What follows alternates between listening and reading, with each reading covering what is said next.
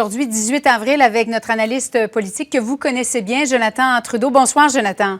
Bonsoir, Julie. Bon, d'abord, une préposée, c'est la première, après ce médecin qui est décédé la semaine dernière, préposée aux bénéficiaires qui travaillaient dans un CHSLD public à Montréal, qui, elle aussi, a succombé à la COVID-19.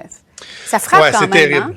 C'est terrible, effectivement, ça nous ébranle, puis nos pensées accompagnent la famille de cette personne-là qui est touchée. Je comprends que si Dr Arruda était là, il nous dirait il faudra faire une enquête épidémiologique pour voir si effectivement la COVID a été contractée en milieu de travail. C'est quand même un risque de le contracter dans la vie de tous les jours, mais il reste ce que ça met en lumière, c'est que oui, évidemment, on parle de nos aînés qui sont durement touchés par la COVID, mais il y a aussi tous les employés du système de santé. Juste rappeler que c'est 6 000 employés qui manquent à l'appel en ce moment dans le réseau en général. On parle de 1 300 uniquement dans les CHSLD. Mes sources me disaient qu'on s'attend à ce que ça passe à 2 000 employés d'ici quelques jours. Là-dedans, il y a des gens qui sont en isolement préventif. Il y a des gens qui ont attrapé la COVID ou certaines personnes qui refusent d'aller travailler parce qu'elles ont des craintes. Donc, vraiment, là, le problème, il est réel et ça soulève des questionnements sur les procédures qui sont en place, sur la disponibilité du matériel. Donc, moi, ce que j'ai envie de dire, Julie, là, c'est que je suis pas dans une dynamique de pointer du doigt ou de trouver des coupables. Le premier, c'est l'a bien dit hier, on aura le temps de faire ça éventuellement,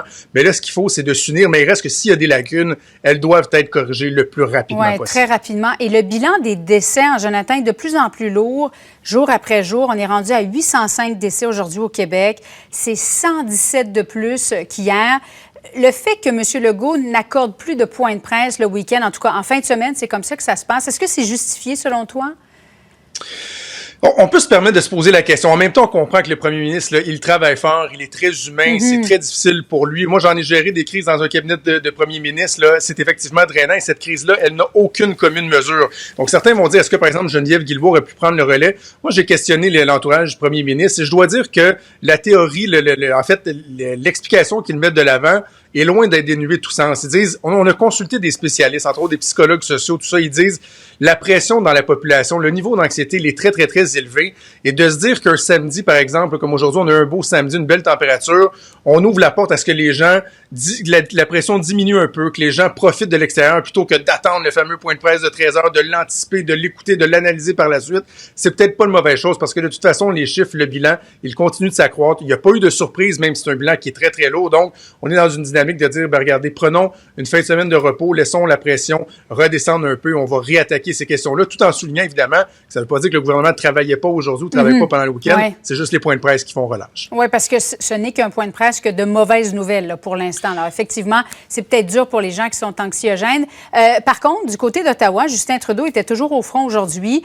Il aura congé toutefois demain. Il a annoncé le prolongement de la fermeture de la frontière canado-américaine encore pour 1 mois. Évidemment, c'était un peu de la palissade, là. Mais en même temps, ça a de quoi rassurer parce que le président Trump avait tenu des propos qui laissaient place à interprétation.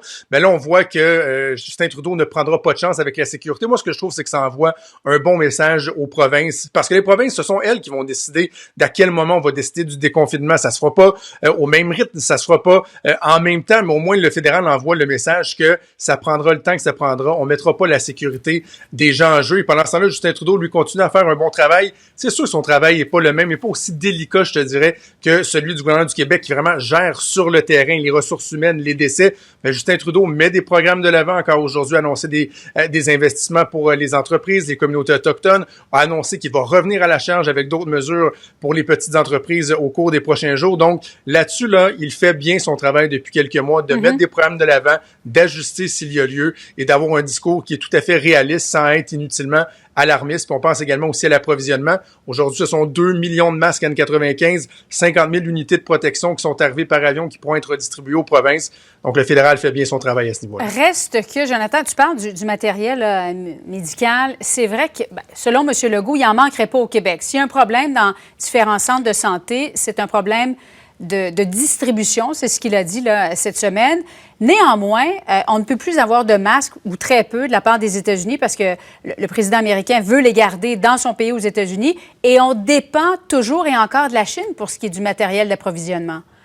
Absolument. On comprend que pour les masques, c'est plus complexe. Pour le reste des instruments, là, le milieu industriel au Québec et au Canada qui a levé la main pour fabriquer, je pense qu'on va voir les fruits de cette mobilisation-là au cours des prochaines semaines. Donc, ça va aider. Et ce qu'on me dit au gouvernement fédéral, c'est que On commence à avoir des garanties, même là, un document qui devrait être publié dans les prochains jours, qui va exempter le Canada de cette restriction d'exportation-là que les États-Unis avaient décrété. Donc, oui, la situation est encore très sensible. Il semble y avoir de l'espoir que l'approvisionnement ne devrait plus être autant un enjeu préoccupant pour les travailleurs de la santé. Ils n'ont pas besoin de se préoccuper de ça. La situation est déjà assez difficile comme elle l'est là. Jonathan, merci beaucoup encore une fois.